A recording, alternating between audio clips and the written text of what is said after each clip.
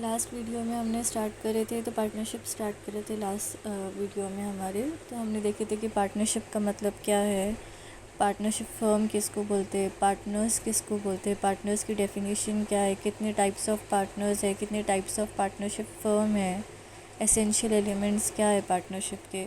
यहाँ तक हमारा लास्ट वीडियो में हुआ था। अभी हम आगे का देख रहे rights and liabilities of partner. ठीक है, अब राइट्स एंड लायबिलिटीज़ में पहले हम देख रहे ड्यूटीज़ ऑफ पार्टनर्स क्या है। ड्यूटीज़ का मतलब यहाँ पे कर्तव्य है। कर्तव्य का मतलब समझो उसकी ज़िम्मेदारी, उसको करना ज़रूरी है। जब भी कोई एक पार्टनरशिप फर्म में एक पार्टनर आ रहा है तो ये उसका काम है, ये उसके लिए ज़रूरी है करना। तो वो क्या क्या है फर्स्ट चलो हम देखते हैं। वहाँ पे मैंने तुम लोग के लिए इजी जाना बोल के अंडरलाइन कर दी और ये सेक्शन 9 के अंदर दिया हुआ है कंपनीज एक्ट में, सेक्शन 9 में दिया हुआ है पार्टनरशिप एक्ट में कि पार्टनर्स की ड्यूटीज़ क्या क्या होना चाहिए। अगर हम इसको नहीं भी पढ़े और हम अपने दिमाग से सोचने की कोशिश करें कि क्या ड्यूटीज़ होंगी, तो जनरली एक इंसान ने एक अच्छे तरीके से कैसे काम करना चाहिए, उसके मॉरल वैल्यूज़ क्या होना चाहिए, वही उसकी ड्यूटीज़ है। इफ़ इन केस तुम लोग को अच्छे से याद नहीं आ रहे पॉइंट्स, तो वो याद कर लेना कि मॉरल वैल्यूज़ क्या है और उसको ड्यूटीज़ में डाल देना। अब फर्स्ट है वहाँ पे कि जो भी बिज़नेस वहाँ पे पार्टनर कैरी कर रहा, ठीक है, तो उसने ग्रेटेस्ट कॉमन एडवांटेज के लिए करना चाहिए। अब ग्रेटेस्ट कॉमन एडवांटेज का यहाँ पे मतलब ये है, उसकी ड्यूटी ये है कि अगर वो कोई काम कर रहा है या कोई जिम्मेदारी हाथ में ले रहा, तो वो सिर्फ अपने फ़ायदे के लिए नहीं सोचना चाहिए या ज़्यादा से ज़्यादा मेरा खुद का फ़ायदा कैसा होगा वो नहीं सोचते हुए ज़्यादा से ज़्यादा कंपनी का यानी फ़र्म का बेनिफिट कैसा होगा, फ़र्म कैसे ज़्यादा बेनिफिट होंगी ये सिचुएशन में, वो उसका डिसीजन का मेन पर्पस होना चाहिए। तो ये उसकी ड्यूटी है कि उसने हर चीज़ से अबव फर्म का ग्रेटेस्ट एडवांटेज देखना चाहिए। दूसरा उसका पॉइंट है just and faith. Just and faith का मतलब ये है कि जब भी वो कोई काम कर रहा फर्म का उसके पार्टनरशिप फर्म का, तो उसने अपने पार्टनर्स के साथ और कंपनी के साथ जस्ट होना चाहिए। जस्ट का मतलब है ऑनेस्ट होना चाहिए, फेथफुल होना चाहिए।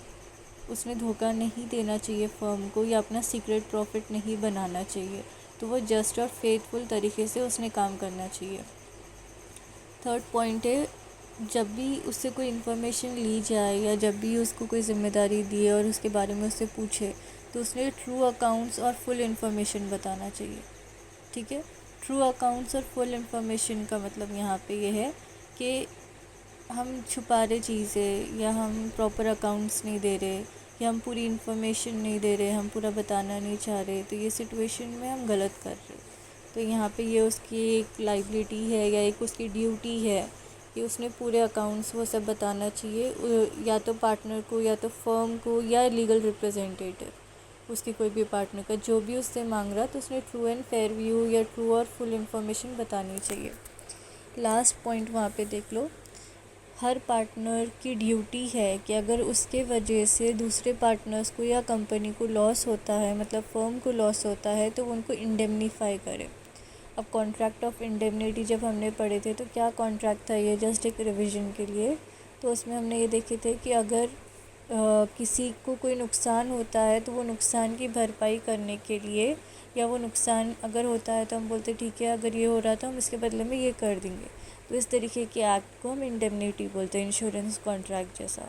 तो यहाँ पे भी हर एक पार्टनर की ये जिम्मेदारी है कि वो इंश्योरेंस के जैसा वहाँ पे अपने दूसरे पार्टनर्स को सेफ़ रखे अपने एक्ट के लॉस के वजह से। यानी अगर उसके कोई भी एक्ट या डिसीजन के वजह से कंपनी या फर्म को लॉस होता है या वो कोई नुकसान में आते हैं, तो वो काम वो पार्टनर का है कि वो उनको इंडेमनीफाई करके रखे। ठीक है, इतने 4 पॉइंट्स हमारे ड्यूटीज़ है, बहुत सिंपल है, याद करने को ज़्यादा मुश्किल नहीं है। और इसको अगर पॉइंट वाइज याद नहीं आ रहा तो ऐसे याद रख लो कि अगर एक नॉर्मल एक अच्छे इंसान की ज़िम्मेदारी क्या है, वो अपने मतलब साथ वालों के लिए क्या उसकी ज़िम्मेदारियाँ आती। ठीक है, अब देखो हम ड्यूटीज़ पढ़ रहे राइट्स एंड ड्यूटीज़ में अब हम राइट्स की तरफ जा रहे। ये पूरा सेक्शन मैंने तुम्हारे मॉड्यूल में से ली हुई हूँ, इसलिए थोड़ा देखने में कॉम्प्लिकेटेड दिख रहा होगा, बट जितना अंडरलाइन किया हुआ है वो इम्पोर्टेंट पॉइंट है। बाकी सब तुमने नहीं भी लिखे तो चलेगा, उसको तुम 1 लाइन में भी अपने हिसाब से लिख सकते। यहाँ पे सेक्शन वाइज डिवाइडेड है, बट तुम अपने हिसाब से पॉइंट वाइज डायरेक्टली लिख सकते। अब देखो राइट्स एंड ड्यूटीज़ में सेक्शन 11 बोल रहा क्या है, बोल रहा फर्स्ट उसकी लाइन क्या है कि जो भी तुम कॉन्ट्रैक्ट एंटर कर रहे पार्टनर्स के बीच में, जो भी कॉन्ट्रैक्ट हो रहा, जो भी एग्रीमेंट हो रहा, वो एग्रीमेंट के हिसाब से उनके राइट्स एंड ड्यूटीज़ डिसाइड होंगे। ठीक है, जैसे किसका कितना राइट है, किसकी क्या ड्यूटी है, वो उनके कॉन्ट्रैक्ट के बेसिस पे डिफ़ाइन होता। ऊपर जो देखे हमने वो जनरल था, वो तो होना ही चाहिए, लेकिन उसके अलावा एडिशन जो भी रहेगा वो उनके कॉन्ट्रैक्ट के हिसाब से रहेगा। अब सेकंड पॉइंट देखो वहाँ पे सेक्शन 11(2) का, shall not carry on any business other than that of the firm while he is a partner. Duty और राइट क्या है उसका कि जो वो ऑलरेडी फॉर एग्ज़ाम्पल अगर हम किसी एक फर्म में पार्टनर है और ये पर्टिकुलर टाइप ऑफ बिज़नेस के लिए पार्टनर है, तो हम सेम तरीके का बिज़नेस उसी वक्त उसी समय कहीं और जाके उसी सिटी में कर रहे, मतलब हम दो कॉम्पिटिशन्स में आके दो कॉम्पिटिटिव फर्म्स को हम बेनिफिट कर रहे, तो वो नहीं करना चाहिए। तो वहाँ पे क्या बोल रहा है, shall not carry on any business other than that of the firm while he is a partner. तो कोई भी उस तरीके का बिज़नेस उसने नहीं करना चाहिए जब तक कि वो उस फर्म में पार्टनर है। किस तरीके का बिज़नेस नहीं करना चाहिए, अब यहाँ पे ये नहीं बोल रहा कि तुम कोई भी किस्म का बिज़नेस नहीं कर सकते, नहीं तो वो पढ़ने के बाद वो कन्फ्यूजन होगा। उसका मतलब ये नहीं कि कोई बिज़नेस नहीं कर सकते, उसका मतलब ये है कि same particular type of business जो तुम इस पार्टनरशिप के साथ कर रहे, सेम किसी और के साथ पार्टनरशिप में नहीं जा सकते। पार्ट टाइम कुछ अपना कर रहे तो वो कर सकते, इंडिया में ये चीज़ अलाउड है अभी। ठीक है, अभी थर्ड पॉइंट देखो। अब यहाँ पे क्या बोल रहा कि अगर कोई पार्टनरशिप एग्रीमेंट वहाँ पे ख़त्म हो जा रहा, कीज़ेस मतलब ख़त्म हो रहा, मैं रीड कर रही हूँ यहाँ पे देखो, provides that a partner may make an agreement with his partners on ceasing to be a partner, he will not carry on any business similar to that of the firm within a specified period or within a specified local limit। यहाँ पे ये चीज़ क्या बता रहा कि अगर हम कोई पार्टनर को निकाल दे रहे या हम कोई पार्टनरशिप एग्रीमेंट हमारा एक दूसरे के साथ कैंसिल कर रहे, तो इस सिचुएशन में जो पार्टनर हमारा जा रहा छोड़ के, उससे हम ये कॉन्ट्रैक्ट साइन करवा सकते कि तुम similar business for a specified time with in a specific location नहीं करना चाहिए इतने समय तक। इस तरीके का एग्रीमेंट बनाना बिल्कुल वैलिड है, हमने देखे थे कॉन्ट्रैक्ट एक्ट के टाइम पे। तो इस तरीके का एग्रीमेंट हम बना सकते और उसके ऊपर रेस्ट्रिक्शंस इम्पोज कर सकते, और ये करना ज़रूरी है बिकॉज़ अगर कोई पार्टनर जब चाहे जब आ रहा है और छोड़ के जा रहा है, तो उसके पास पूरे बिज़नेस की कॉन्फिडेंशियलिटीज़, कस्टमर के लिंक्स, ये सब रहते, तो ये फर्म बहुत ज़्यादा इफ़ेक्ट होंगी। इसीलिए वहाँ पे ये एग्रीमेंट बनाने का राइट दिया हुआ है। अभी सेक्शन 54 देखो, डिसोल्यूशन अगर हो रहा पार्टनरशिप का, उस सिचुएशन में अगर हमने एग्रीमेंट बनाया तो वो क्या एग्रीमेंट बना सकते हम और क्या वहाँ पे होना चाहिए, वहाँ अंडरलाइन किया हुआ है देखो, will not carry on a business similar to that of a firm within a specified period और within a specified local limit. जैसे हमने ऊपर दिए थे, वहाँ पे ऊपर सिर्फ एक पार्टनर अगर छोड़ के जा रहा तो हम वो पार्टनर को वो चीज़ की रेस्ट्रिक्शन दे सकते, लेकिन अगर यहाँ पे डिसोल्यूशन ऑफ फर्म हो रहा और फर्म डिज़ोल्व हो रहा किसी एक पार्टनर की वजह से या वहाँ पे किसी के म्यूचुअल राइट्स की वजह से, और वहाँ पे वो लोग बाद में फिर से कंटिन्यू कर रहे, डिज़ोल्व करके फिर से कंटिन्यू कर रहे या फिर से नया कुछ बना रहे, तो वहाँ पे भी वो लोग ऐसा सिमिलर रेस्ट्रिक्शन डाल सकते। ठीक है, लास्ट वाला पॉइंट है वहाँ पे, और ये बहुत सिंपल पॉइंट है। इसका मतलब यहाँ पे ये है कि जब भी हम अपनी फर्म की गुडविल को सेल कर रहे, ठीक है, अगर हम डिज़ोल्व कर रहे या हम डिज़ोल्व करने से पहले ही अपनी गुडविल सेल कर दे रहे, तो हम बाद में उसको पर्टिकुलर नाम को या वो गुडविल को यूज़ नहीं कर सकते जैसा हमने बायर के साथ कॉन्ट्रैक्ट करे होंगे स्पेसिफिक एरिया में, और उसमें ना हम गुडविल यूज़ कर सकते, ना ही हम सेम तरीके का बिज़नेस कैरी फॉरवर्ड कर सकते, क्योंकि हमने उसको सेल आउट कर दिया। ठीक है, तो ये हमारे ड्यूटीज़ है ऑफ पार्टनर, राइट्स भी है और ड्यूटीज़ भी है।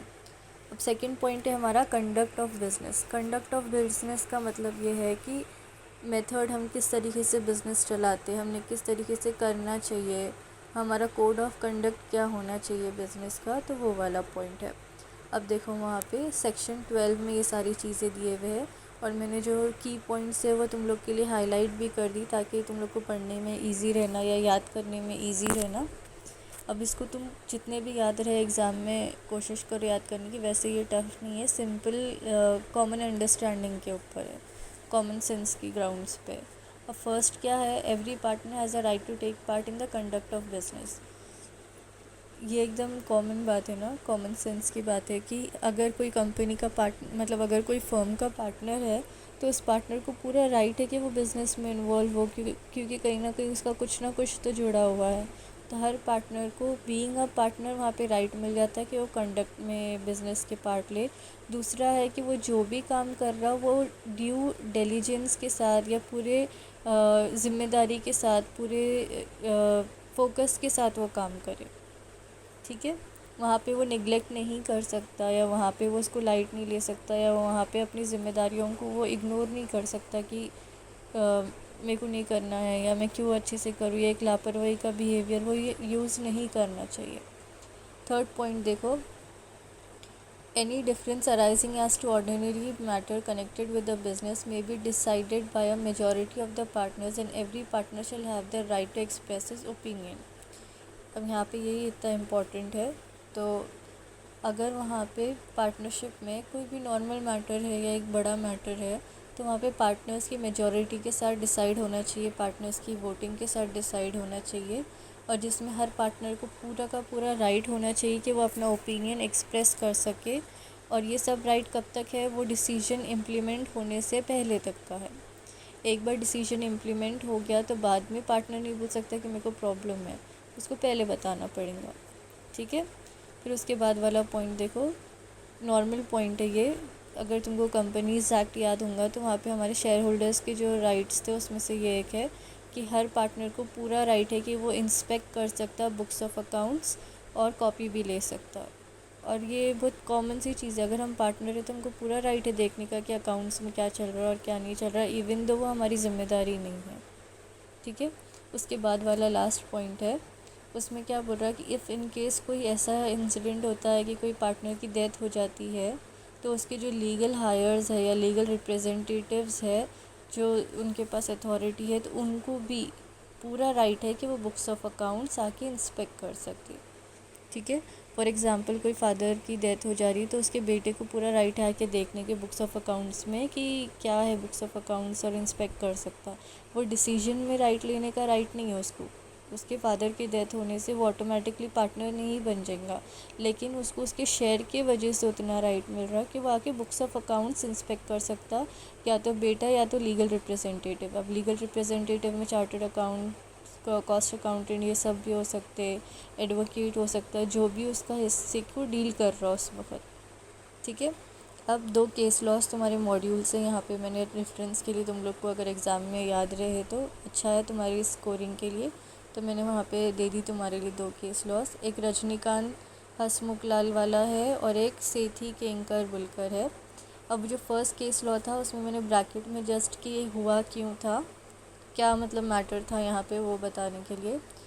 अब यहाँ पे हर पार्टनर को अपने बिज़नेस में कंडक्ट करने का राइट है, उसके ऊपर से केस लॉ हुआ था, उसको करने ही नहीं दे रहे थे, बिज़नेस में इन्वॉल्व नहीं होने दे रहे थे, तो वो केस लॉ था। और दूसरा केस लॉ जो था कि अगर वहाँ पे कोई पार्टनर की वजह से नुकसान हो रहा और वो पार्टनर का नॉर्मल स्किल्स मतलब वो यूज़ करने के बाद नुकसान हो रहा तो तुम उसको यही बोल के लाइबल नहीं कर सकते, उस पर ये केस नहीं कर सकते कि उसने निगलेक्ट किया, उसने अपने स्किल्स यूज़ नहीं करा, वो इग्नोरेंट है। अगर उसने अपने नॉर्मल कोर्स ऑफ एक्शन में गलती से कोई वहाँ पे लॉस हो जाता है तो उसके लिए उसको लाइबल नहीं है, हम निगलिजेंस के लिए दूसरे पार्टनर्स को उसकी वो करेंगे, मतलब दूसरे पार्टनर्स को उसके लिए इंडेमनीफाई करेंगे अगर वो नॉर्मल चीज़ थी, उसके नॉर्मल स्किल्स थे। लेकिन अगर वो उसकी स्पेशलाइज स्किल है, मतलब जिसमें वो एक्सपर्ट है, और एक्सपर्ट होने के बावजूद उसकी लापरवाही की वजह से अगर कोई गलती हुई तो फिर वो लाइबल रहेगा। ठीक है, तो ऐसा एक केस हुआ था सेठी केंकर वाला, तो उसमें हुआ ये चीज़ डिसाइड हुई थी। अभी हम देख रहे हैं mutual rights and liabilities. Mutual का मतलब यहाँ पे ये है कि कॉमन सबके आपस में जो है, तो राइट्स और लाइबिलिटीज़ क्या रहेंगे हर पार्टनर के मिला के और हर पार्टनर के फर्म की तरफ। ठीक है, अब यहाँ पे ये वैसे तो तुम्हारे मॉड्यूल में बहुत बड़े बड़े पैराग्राफ्स है, मतलब ऐसा पूरे पैराग्राफ्स में दिया हुआ है, मैंने यहाँ पे सिंपल लिखी बिकॉज ये तुम्हारे अकाउंटिंग से रिलेटेड है, तो वहाँ तुमको इसके अंदर लिखने में कुछ भी प्रॉब्लम नहीं होंगी आई गेस, बहुत सिंपल है ये। सेक्शंस भी सीक्वेंस में ABCD ये सब, बट अगर सेक्शन याद नहीं रहा तो नो प्रॉब्लम, डायरेक्टली तुम लोग खाली ये याद रखो कि ये वाले म्यूचुअल राइट्स है। ठीक है। अब यहाँ पे ये रिपीट हो रहा पॉइंट,